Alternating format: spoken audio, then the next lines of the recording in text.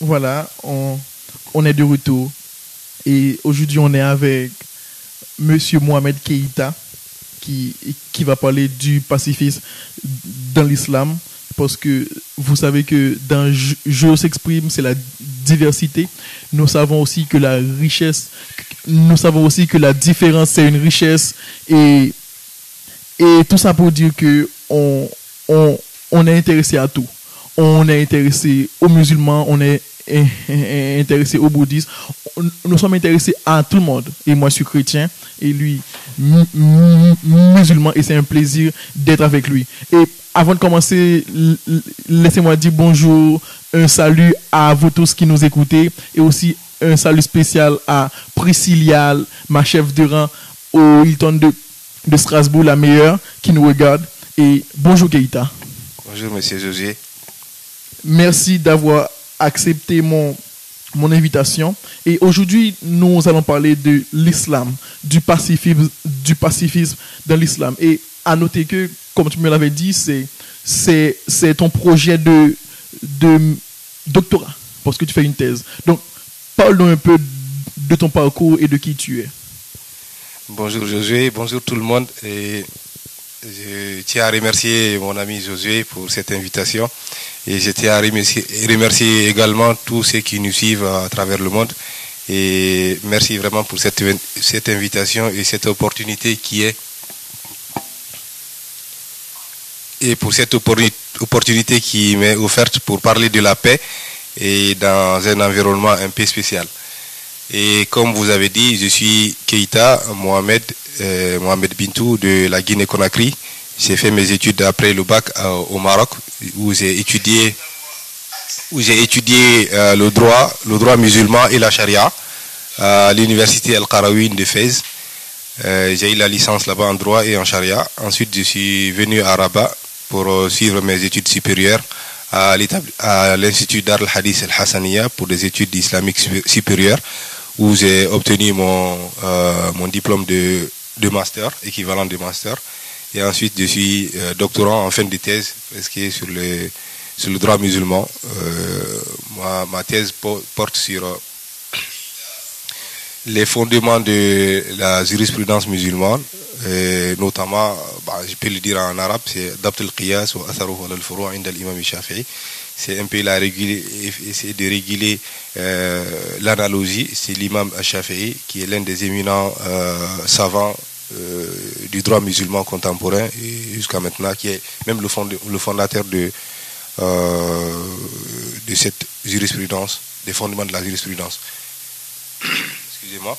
Ensuite, je suis aussi en instance je suis en préparation pour m'inscrire en thèse à l'université de Strasbourg. C'est déjà en cours et c'est sur le pacifisme en islam. Essayer un peu de parler des courants, des discours et des courants qui ont vu le jour depuis ces 50 dernières années. Et nous constatons qu'il y a vraiment des courants et des discours qui ont apparu depuis ces 50 dernières années. Et on va essayer un peu de les analyser ensemble et de donner vraiment une suite favorable à ce parcours de paix dont le monde a tant besoin. Donc c'est un peu ça. Je suis aussi je suis intéressé par le forum pour la paix, la promotion de la paix dans les sociétés musulmanes, qui est basé à Abu Dhabi et qui est dirigé par un grand éminent savant qui s'appelle Cheikh Abdullah Ben Beya, et je demande à Dieu qu'il l'assiste. Voilà, c'est un peu ça. Ok, merci Keïta. Aujourd'hui, comme j'avais dit, nous allons parler de l'islam et on salue tous les musulmans qui nous regardent. Et qu'est-ce que l'islam représente, ou sinon, fais-nous une historicité de l'islam? D'abord, je commencerai par faire une remarque. D'abord, je suis là en tant que chercheur, pas en tant que musulman, parce que là, ça pose un peu de problèmes. L'islam, ce n'est pas que pour les musulmans, c'est pour tout le monde. Et c'est une religion, c'est une suite logique de toutes les religions. Les religions qui appartient à la famille des religions abrahamiques. Vous voyez, des gens, ceux qui sont un peu intéressés au domaine religieux savent c'est de quoi je parle. Et la religion musulmane a été révélée à Mohammed sallallahu alayhi wa sallam, que la paix de Dieu soit sur lui. Au passage, je demande que la paix soit sur vous tous qui nous suivez. Et la religion musulmane est un mot qui vient terminologiquement qui vient de salam en fait. Salam, c'est qui veut dire la paix, qui est le quatrième dérivé de l'islam, qui est l'islam. D'accord? Et qui veut dire à l'origine la soumission, être soumis à quelque chose, être soumis aux ordres divins in fine. Donc c'est un peu ça. Donc l'islam, c'est depuis l'Antiquité, c'est depuis la nuit des temps. Tous les prophètes sont sur le même longueur d'onde. C'est un peu, les gens ils vont pas comprendre ça tout de suite. Mais l'islam, c'est une suite logique de toutes les religions depuis Adam, qui est notre père Adam, et en passant par Noé, en passant par Abraham, en passant par Isa, Jésus-Christ, Moïse. Donc tous ceci sont en fait une suite logique de cet islam qu'on a aujourd'hui. Donc ce n'est pas quelque chose de nouveau, c'est pas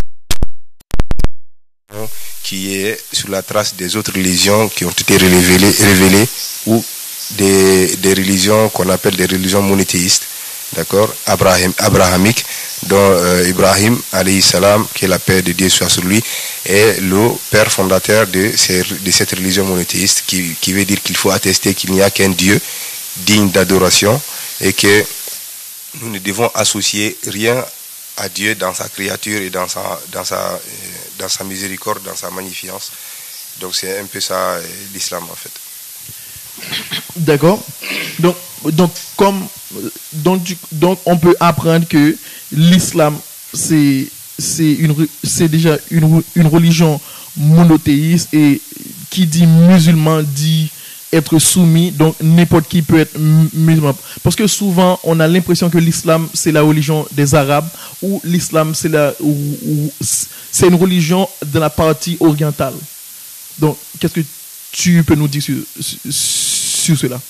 D'abord, je donnerai une définition simple de qui est musulman, selon une tradition du prophète de l'islam, alayhi salam, et qui a dit le musulman, c'est celui dont les gens sont à l'abri du mal de ses mains et de ses paroles. Voilà. Donc, qui se reconnaît dans cette définition-là? Je répète la définition, c'est le musulman, le soumis, est celui dont les gens sont à l'abri du mal de ses mains, en fait, les effets de ses mains, et du mal de sa langue, au fait qu'il ne prononce pas des mots qui sont sales, ou qui ne calomnie pas des gens. C'est ça en fait le musulman. Donc tout le monde, tous ceux qui sont de bon sens peuvent se reconnaître dans cette définition-là, parce que ce n'est pas uniquement des actes cultuels qui constituent en fait l'islam ou le musulman. Donc en fait l'islam c'est plus grand que ça. C'est un message, c'est une miséricorde qui a été envoyé pour toute l'humanité. D'accord? C'est dit dans le Coran, wa ma arsalnaka illa rahmatan lil alamin, nous ne t'avons envoyé que par miséricorde pour toute l'humanité. D'accord? Ce n'est pas pour des Arabes. C'est vrai que les gens commettent souvent ce genre d'amalgame, et que l'islam c'est pour des Arabes, ou que ça concerne juste la péninsule arabique, et c'est plus grand que ça, c'est un peu réductrice. Il y a des gens qui ont été des pionniers de cette religion musulmane. La plupart ne sont pas des musulmans, des gens qui sont venus de Perse, des Faris, qui sont venus d'un peu partout, et nous en Afrique, comme vous le savez très bien, il y a plein de musulmans partout, aux États-Unis, partout dans le monde. Maintenant il y a vraiment des musulmans. C'est pas le fait que l'islam est descendu dans la péninsule arabique que ça devient forcément la religion des Arabes. C'est vrai que c'est en arabe, le Coran est révélé en arabe, mais c'est l'islam. Dieu nous dit que le prophète a été envoyé pour toute l'humanité, pour tout le monde, pour tout l'univers. Et l'univers ne se résume pas aux péninsules arabiques et ni aux pays du Golfe. Et c'est vrai qu'ils ont un rôle, c'est là-bas que ça a été descendu, mais ça ne se limite pas là-bas. C'est un message international, un message universel, qui veut dire la paix l'islam, c'est ça la paix en fait, salam. Il y a aussi un nom du paradis que nous tous nous cherchons, le paradis qui a un nom qui s'appelle le demeure de la paix. Et la salutation des gens qui sont dans le paradis, c'est la paix. Il y a la paix, que la paix soit sur vous. Donc si on dit que la religion musulmane est juste pour les Arabes, ou bien on essaie de la confiner dans un endroit précis dans le monde, c'est un peu ridicule, comme toutes les religions d'ailleurs. Voilà. Donc D'accord. Donc pour ceux qui viennent de nous rejoindre sur ce live, aujourd'hui on parle de l'islam, on parle du pacifisme dans l'islam. Moi je suis chrétien, Keita il est musulman, donc pour dire que quand on est différent, on peut vivre ensemble, parce que la différence encore c'est une richesse, et que quelle que soit sa religion, quel que soit qu'il est athée ou pas, on a des valeurs, on a des principes communs, on sait c'est quoi la bonté, on sait c'est quoi l'amour. Donc c'est ce qui doit rédiger ce monde. Comme vous l'avez vu en sous-titre, la paix, c'est une condition sine qua non pour vivre ensemble. Donc maintenant, quel est le message de paix de l'islam? Le message de paix de l'islam vient même de la nomination du titre même de l'islam, qui veut dire la soumission, qui veut dire la paix. Tu vois? Et le message de l'islam, c'est que les gens ont droit de vivre. Tout le monde a droit à la vie. D'accord? Nous devons cultiver la valeur de la vie. Nous devons célébrer la vie. Tout le monde a droit à la vie. L'islam nous dit que vous n'êtes pas obligé de prier 5 fois par jour pour que vous rentriez dans la paix. Il faut que vous soyez être humain. Un être humain est quelque chose de sacré, que Dieu a rendu sacré. D'accord? Nous devons respecter cet être humain-là, eu égard de son appartenance ethnique ou confessionnelle, ou son appartenance religieuse. D'accord? Vraiment, on ne s'intéresse pas tellement à l'appartenance de la personne et sa conviction religieuse. On s'intéresse à la personne en tant que personne. D'accord? En tant que personne, nous devons le respecter. Et Dieu nous dit qu'il a rendu sacré l'être humain, et que l'être humain est la karramna bani Adam, qu'on a honoré l'être humain. Il n'a pas dit qu'il a honoré les musulmans. Et quand vous voyez les discours qui sont tenus dans les textes religieux, souvent on s'adresse vous les hommes, vous les gens. On s'adresse jamais vous les musulmans, sauf dans des cas spécifiques où il y a des prescriptions qui s'adressent à cette catégorie, à ces gens-là. Donc le message de l'islam est que le prophète de l'islam est venu compléter est venu compléter le bon sens et les bons caractères qui restent. En fait, il y avait le bon sens qui est partagé par toutes les religions, par tous les bons sens, par toutes les personnes qui sont conscientes, qui ont une réflexion, qui n'ont pas de problème. Et ce message-là et ces bons caractères-là, le prophète sallallahu alayhi wa sallam, que la paix de Dieu soit sur lui, nous dit qu'il est une miséricorde offerte à toute l'humanité. Innama ana rahmatun muhdat. Et moi je suis en fait une miséricorde offerte à toute l'humanité. Donc il dit aussi que innama bu'istu li utammima makarim al-akhlaq, que je n'ai été envoyé que pour parfaire les nobles caractères qui ont existé avant moi et qui continueront à exister. D'accord? Donc ce sont ces messages-là qui doivent être véhiculés par les musulmans d'aujourd'hui, et qui est l'essence première de l'islam, et le message véhiculé par son prophète alayhi salam. Et nous, en tant que musulmans, nous ne devons pas, on ne doit pas nous gêner de suivre ces modèles-là, de suivre les enseignements-là qui rentrent dans le bonheur de tous. D'accord? Parce que nous devons vivre ensemble.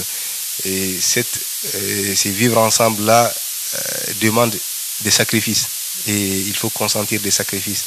Et ces choses-là, ces sacrifices-là, le premier de ces sacrifices-là, c'est de croire que la différence est une richesse. Je suis différent de toi.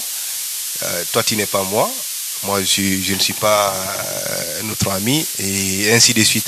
Dès qu'on a ça, dès qu'on a cette conscience-là, ça devient facile pour nous de vivre très bien, et de vivre dignement, de vivre avec un fardeau très allégé. Parce que la haine est un fardeau très lourd à porter.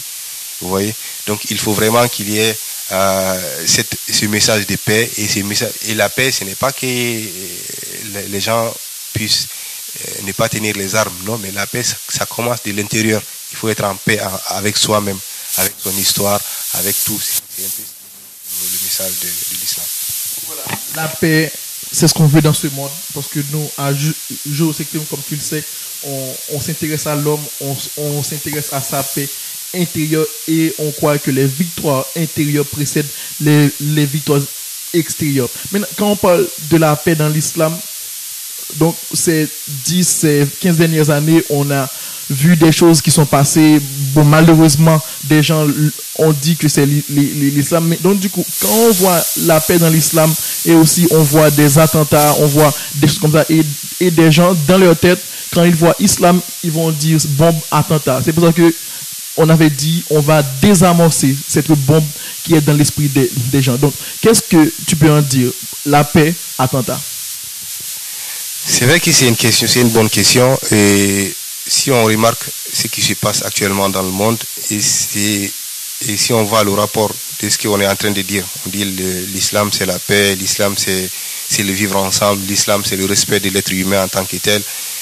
Et si nous constatons ce qui se passe dans le monde avec ces attentats, avec ces calamités, avec tous ces problèmes que nous connaissons, on se pose bien des questions. Mais pour des gens qui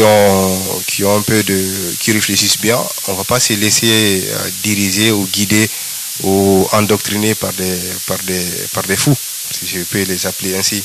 D'accord? Je ne dirais pas qu'ils ne sont pas musulmans ou bien qu'ils ne représentent pas l'islam. Bon, on a dit qu'il faut respecter l'être humain, mais le message qu'ils sont en train de véhiculer n'est certainement pas le message qui n'est pas certainement le message premier de l'islam. Le message de l'islam, c'est la paix. Il ne faut pas essayer de galvauder les textes religieux pour trouver des raccourcis et faire la guerre et autres. Donc les attentats, les crises qu'on connaît maintenant là, on peut pas c'est difficile, surtout que nous vivons dans un monde où les médias ont un grand rôle à jouer dans cette accentuation de la situation. Ils essaient d'enfoncer la situation et tout. Mais moi, je dirais avec beaucoup de confiance, avec beaucoup de confiance surtout que puisqu'on arrive à donner la voix à ceux qui font la guerre, d'accord, on peut aussi donner la voix à ceux qui prônent la paix, à ceux qui, il y a des moyens colossaux qui sont dépensés à la lutte contre telle délinquance ou des trucs comme ça. On peut aussi donner la voix à des gens qui se disent stop, ce n'est pas ça le vrai message de l'islam. Ou si vous cherchez le paradis, on vous dit non mais c'est pas ça le chemin du paradis. Vous vous trompez certainement. C'est vrai qu'il y a des injustices qui ont été commises par le passé, mais ce n'est pas en semant la terreur qu'on peut asseoir une justice, qu'on peut réclamer la paix. Vous voyez? Donc il faut vraiment, si on a du pouvoir à donner à ces gens-là, à ces fous-là, si je puis me permettre, et vous regardez la télé, j'ai l'impression que c'est guidé, c'est juste pour essayer d'amplifier un peu les choses là, et rarement on remarque dans les médias des gens qui parlent vraiment du vrai message de l'islam. C'est un peu dommage pour notre époque et pour notre temps. Donc dissocier un peu les attentats, le terrorisme et tout du message qu'on est en train de véhiculer nous, c'est un peu difficile pour ceux qui ne sont pas intéressés trop, des gens qui se contentent un peu du superficiel, qui n'essaient pas de creuser un peu dedans.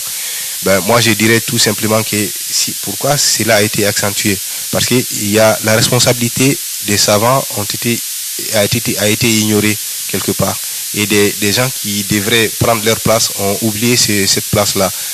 On a coopté des gens à des endroits à la tête des organisations qui n'ont pas vraiment le charisme, ils n'ont pas les bagages intellectuels nécessaires pour occuper ces ces responsabilités-là. Donc, et des gens, quand il y a des problèmes, on vient vers eux, ils diront ce qu'ils pensent, et c'est pas forcément ce qui est la voie du juste milieu qui a été prônée depuis tout le temps par l'islam et tout. Donc, si j'ai pu me permettre, je peux en fait faire le constat de 3 niveaux de discours qu'on a connus jusqu'à maintenant, depuis ces 50 dernières années. D'abord, il y a un discours qui est un peu un discours qui est mené par Wahid Din Khan, un hindou, qui prône un islam comment je peux dire, des prédications. Lui, il dit que l'islam, c'est la soumission, et je ne vais pas dire des bêtises, c'est vrai, mais l'islam, il faut vraiment partir du fait qu'on n'est pas obligé de contraindre l'autre à rentrer dans la religion musulmane. Mais il faut pas écouter les gens qui essaient de galvauder le sens des textes, des textes musulmans. Donc lui, il y a son parcours brièvement. Il y a aussi Jawdat Saïd. Il y a aussi un mouvement qui a initié en fait un mouvement, un courant du discours. Ce courant du discours, l'essentiel de ce courant, c'est que lui, il appelle en fait, c'est un islam des mouvements. Il faut appeler un peu, il faut s'organiser pour essayer de faire face à ces problèmes-là. Il y a aussi un troisième courant qui est de nos jours, en fait, qui est de l'actualité. C'est le courant de Cheikh qui a initié un forum qui s'appelle le forum pour la promotion de la paix dans les sociétés musulmanes. Voilà. Donc ce sont ces 3 courants-là. Mais il a un peu une approche un peu juridique, parce qu'il sait des problèmes. Vous voyez, on ne va pas. C'est vrai qu'on voit des actions, mais qu'est-ce qui a poussé ces gens-là à mener ces combats, à mener ces actions-là? Il faut vraiment s'intéresser à ça pour essayer de savoir c'est quoi réellement le problème. D'accord? Si on ne sait pas vraiment le problème, on ne peut pas résoudre le problème. D'accord? Donc, il y a vraiment une approche juridique où il y a des degrés différents, il y a un degré de compréhension, il y a des degrés d'application, il y a aussi la dimension de la réalité. D'accord? Il ne faut pas qu'il y ait des disparités entre les textes religieux et la réalité de nos jours. Parce que ces textes-là ont été dits dans des contextes qui sont très loin de nous maintenant. Voilà, il faut vraiment qu'on essaie de faire des efforts intellectuels pour essayer d'accommoder ou de rendre flexibles les textes qui ont été dits il y a très longtemps à notre époque, puisque ce sont des principes généraux qui restent intacts, mais des détails et des petits détails qui sont de la vie de tous les jours, qui sont tout le temps, qui se renouvellent tout le temps, ils n'ont pas été en fait dans le passé. Donc il faut vraiment essayer de travailler sur la réalité pour savoir réellement c'est quoi le problème et trouver la solution actuelle à nos problèmes actuels. C'est un peu ça.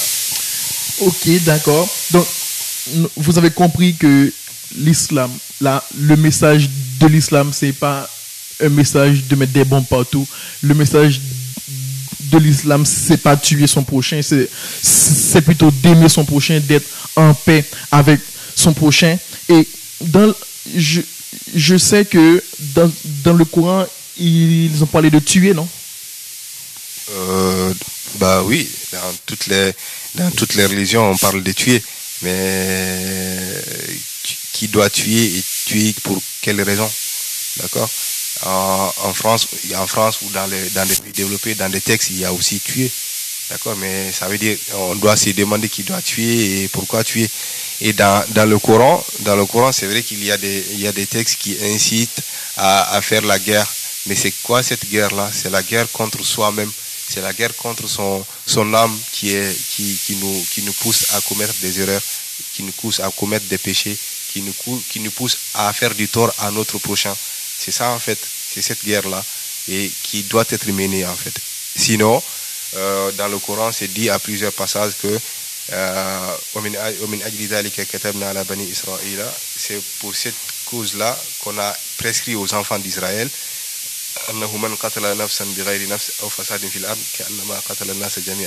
quiconque tue un être humain, on n'a pas des musulmans ou quelqu'un qui appartient à une religion, quiconque tue un être humain, c'est comme s'il a tué toute l'humanité entière.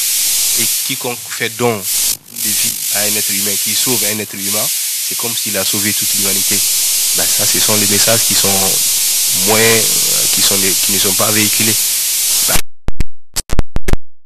des partis qui font plaisir aux médias et à des gens qui veulent instrumentaliser ces choses-là, on se contente. On ne dit pas vraiment le vrai message, on ne véhicule pas le vrai message. Dans le Coran, dans plusieurs passages du prophète, des hadiths du prophète, c'est dit qu'il ne revenez pas des mécréants après moi, pour que vous entretuiez. Il est venu, il y avait des problèmes entre les tribus de la péninsule arabique, il y avait toutes des guerres. Et il est venu, il a mis fin à cette guerre-là, il a mis une réconciliation, il a fait une réconciliation entre des tribus qui s'entretuaient depuis des années. D'accord? Donc il est venu, il a essayé dans son dernier discours qu'il a fait à la Mecque, discours de Wada, son discours d'adieu, il a dit ne redevenez pas de ce que vous étiez pour vous entretuer. En fait, c'était une mise en garde. Il a dit, Wayhakum, je vous mets en garde. Malheur à vous que vous redeveniez ce que vous étiez, alors que Dieu vous a fait don de ce bon sens que vous avez maintenant là. Vous êtes devenus des frères, vous êtes devenus des gens qui s'aiment, qui s'entraident, qui avant vous n'étiez pas comme ça. Maintenant, la miséricorde de Dieu est sur vous. Il ne faut pas redevenir ce que vous étiez pour vous entretuer. Donc, si je peux revenir à la question, c'est que dans le Coran, il y a tué, dans plusieurs versets, mais qui doit tuer et qu'est-ce qu'on doit tuer, pour quelle raison on doit tuer. Je n'ai pas compris exactement ce qu'il voulait dire, mais tuer, ce n'est pas le message de l'islam, c'est de vivre. D'accord? C'est de vivre, ce n'est pas tuer. D'accord? On a tous droit à la vie. On a tous droit, que tu sois musulman ou pas, vous avez droit à la vie. Ok. Dans ton discours, tu as parlé des médias. C'est vrai que nous voulons des médias qui donnent de l'information positive, pas de l'information négative. Comme tu dis, souvent les médias prennent les mauvais côtés de la chose et ils le balancent, cachent. Par exemple, c'est comme pour un pays. Donc, je ferme bientôt la parenthèse. Quand on prend le cas de Haïti, moi, c'est quelque chose qui m'énerve en tant qu'Haïtien de voir des images d'Haïti où il y a des enfants, des choses sales, des choses. Donc, le côté Haïti pauvre.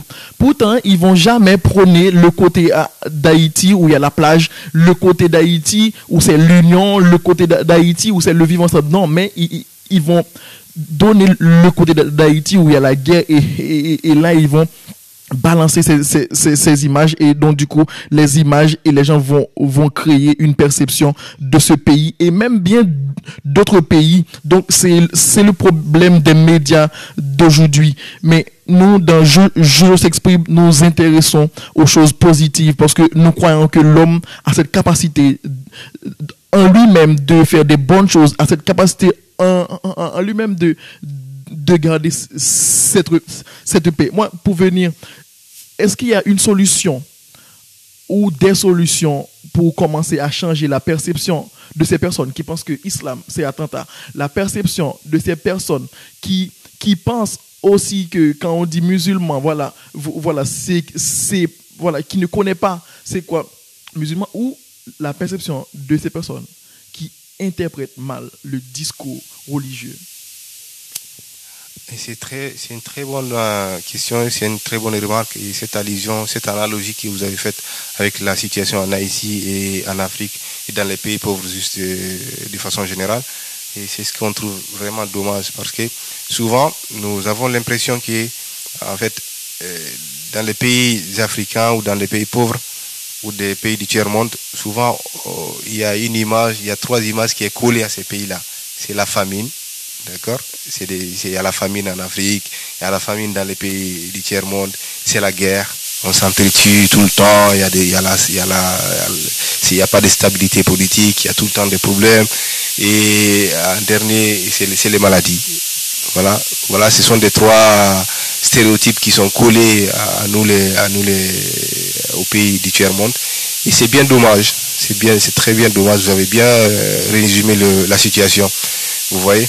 Et donc, si nous faisons l'analogie avec ce que vous avez dit et la situation de l'islam, ça revient à la même chose. En Haïti, il y a des gens qui sont épris de bon sens. En Haïti, je connais, en fait, je sais que c'est un pays qui est merveilleux. C'est un pays c'est un océan, en fait, c'est un paradis sur terre. Mais on ne nous montrera jamais ça. On va nous montrer des catastrophes, on va nous montrer des gens de la famille, on va nous montrer des côtés positifs, alors qu'on ne nous montrera jamais des gens qui sont sages, qui prient nuit et jour pour le bonheur des Haïtiens et du monde entier. D'accord? Des gens qui se soucient de l'humanité, du sort de l'humanité. D'accord? Des gens qui cherchent à vivre simplement. D'accord? Ils n'ont pas besoin vraiment que des gens viennent leur montrer leur côté négatif. En fait, c'est ce qui est bien dommage dans les médias de nos jours, c'est qu'on ne cultive jamais ce côté positif. On ne partage jamais cette expérience positive comme on est en train de faire maintenant, on est en train d'échanger. Oui, vous avez dit, j'ai pas accepté un peu la présentation, mais vous êtes chrétien, je suis musulman, mais on est en train de discuter. Ça fait des années, on a passé ici à la résidence universitaire, on a tissé des bonnes relations. C'est ce qui a fait que tu m'as invité justement. Je présume, c'était tout allait bien. Mais si on se tient, on s'en tient à ce qui se dit dans les médias, on n'allait jamais se serrer la main. C'est la catastrophe, c'est les musulmans, ils tuent, non, mais c'est pas ça. Je vais dire les solutions que je peux proposer. D'accord. D'abord, il faut revenir à la source. D'accord. Il faut revenir à la source parce qu'il y a des textes qui ont été galvaudés. Il y a des notions, il y a des concepts qui ne sont pas appliqués avec leur premier sens. D'abord, il y a 4 valeurs qu'il faut mettre en valeur. 4 valeurs. D'accord. La première de ces valeurs-là, c'est la justice. C'est ce que l'islam, en fait, la charia, si on dit la charia, ça vise à mettre en valeur 4 principes ou 4 valeurs, si je puis me permettre. D'abord, il y a la justice, l'adl. Et la justice là, ça comporte tout. Il y a la justice sociale. Vous remarquez qu'il y a disparité sociale. Il y a plein de problèmes qu'on accorde à la religion. On n'a pas besoin de la religion pour ça. Vous voyez? Donc si on a la paix sociale et tout le monde est traité égalitairement, et c'est vrai que Dieu merci, nous sommes dans un pays, la France, où il y a l'égalité, il y a la liberté, vous voyez? Donc tout ça, ce sont des choses qu'il faut mettre en valeur. D'abord la justice pour tous, et tous doivent être traités égalitairement dans un pays. D'abord, après la justice, il y a la miséricorde. Il faut vraiment qu'on soit en fait la fraternité, la miséricorde, qu'on soit vraiment indulgent, qu'on soit gentil l'un envers l'autre, qu'on pense que le message de l'islam, ce n'est pas de s'entretuer. D'accord? C'est un peu ça la miséricorde. Et ensuite, il y a ce qu'on appelle al-maslaha, ce qu'on appelle l'intérêt. On doit chercher l'intérêt.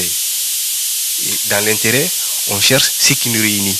On ne cherche pas ce qui nous diffère, ce qui nous rend, en fait, ce qui nous oppose.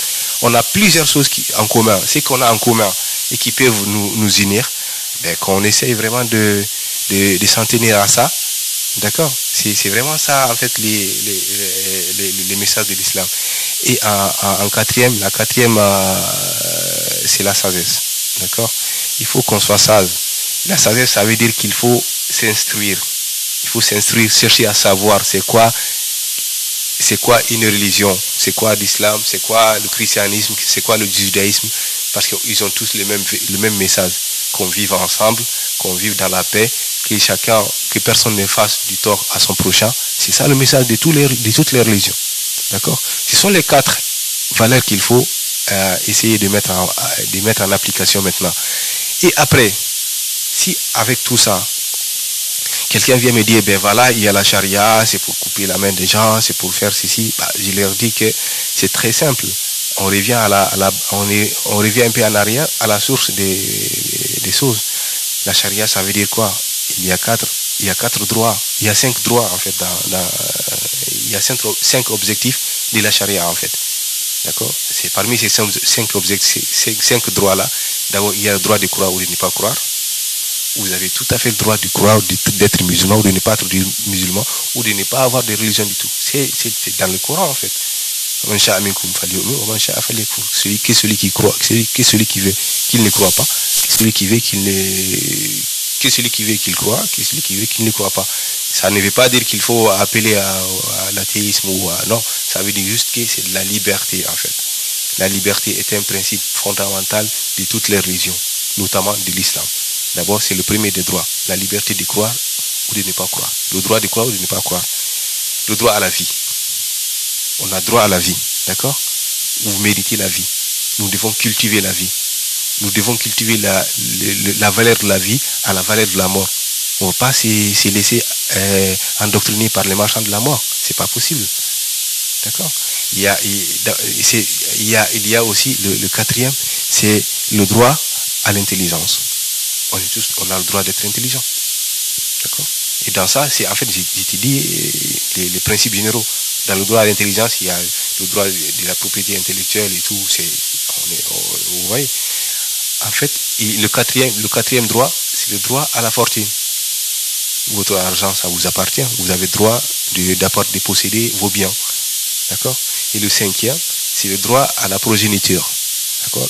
À la préservation de l'espèce humaine. Ce sont ces 5 droits que la charia nous accorde. Je pense qu'ici on met ça en application. Je ne pense pas où il peut y avoir de problème. Vous avez le droit de croire ou de ne pas croire. Vous avez le droit à la vie. Vous avez le droit à votre bien. Vous possédez votre bien, vous faites ce que vous voulez, dans la limite du droit du pays dans lequel vous vivez. Vous avez le droit à la dignité. D'accord, j'allais oublier. La dignité, c'est la préservation de l'espèce humaine. Voilà, ce sont les 4 valeurs qu'il faut mettre en valeur. Et les 5 droits du droit musulman.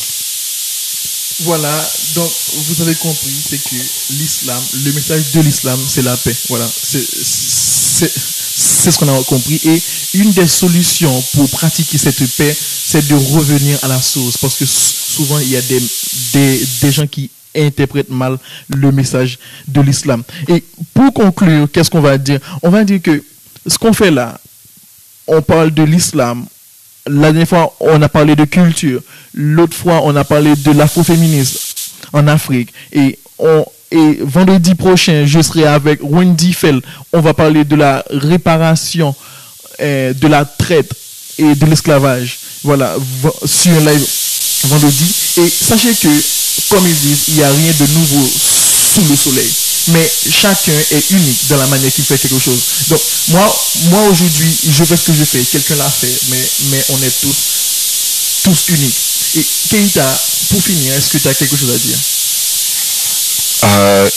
Avant de vous remercier, avant de remercier tous ceux qui nous suivent, j'aimerais dire que d'abord, il ne faut pas mettre de barrière entre les textes, l'application des textes et les conditions dans lesquelles il faut les appliquer, ces textes-là.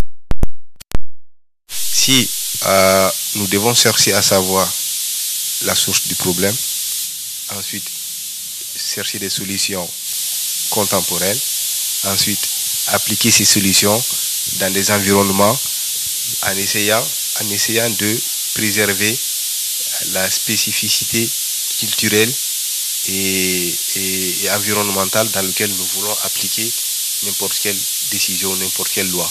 D'accord? Donc, pour finir, je vous remercie. Je remercie tous ceux qui nous suivent et pour cette occasion qui m'est offerte. Vous l'aurez compris. Peut-être que le message que j'ai véhiculé, ça n'a pas été bien dit. S'il y a des erreurs qui sont dedans, ça vient de moi. Et s'il y a quelque chose qui a été bien compris ou le message qui a été bien formulé, c'est vraiment l'objectif pour lequel j'ai accepté de venir dans ce live de José. Je remercie encore une fois José et les techniciens et tous ceux qui nous suivent et vous encourage surtout à continuer ainsi, et c'est enrichissant, et vraiment merci beaucoup, et que la paix soit sur tout le monde. Bon, moi je reviens sur ce que tu as dit, je rebondis quand tu parlais de messages. Moi, en fait, je suis haïtien, donc du coup, en Haïti, nous n'avons pas une culture musulmane ou une culture, c'est quoi l'islam. Donc, sache que moi, tu m'as appris beaucoup de choses. Souvent, on n'a pas eu le temps d'aller lire dans les livres parce qu'on est occupé par autre chose. Mais quand il y a quelqu'un qui nous le donne comme ça, comme on le fait là, on a appris beaucoup de choses. Et on a aidé d'autres personnes aussi à changer cette perception qu'ils ont de cette religion. Voilà, moi aussi, je te remercie, voilà, pour qui tu es déjà. Je te remercie pour ce que tu fais, pour ce en quoi tu crois, un homme humble, un homme, voilà, très, très intelligent. Et merci à vous tous qui nous regardez. Comme j'ai dit, rendez-vous vendredi prochain avec Wendy Fell, et aussi merci aussi aux techniciens, voilà, à Tatam qui nous a filmé, et Wendy Fell sur les manœuvres techniques, et à vous tous qui allez partager ce live. Un grand merci aussi à Marionne Lamotte, ma grande sœur. Et sachez que je s'exprime, comme a dit Joseph Correa, n'est pas qu'une expression, mais c'est une expression argumentée, profondément nourrie et sincère. Et sache que tout commence par toi et finit par toi. Je s'exprime. Merci.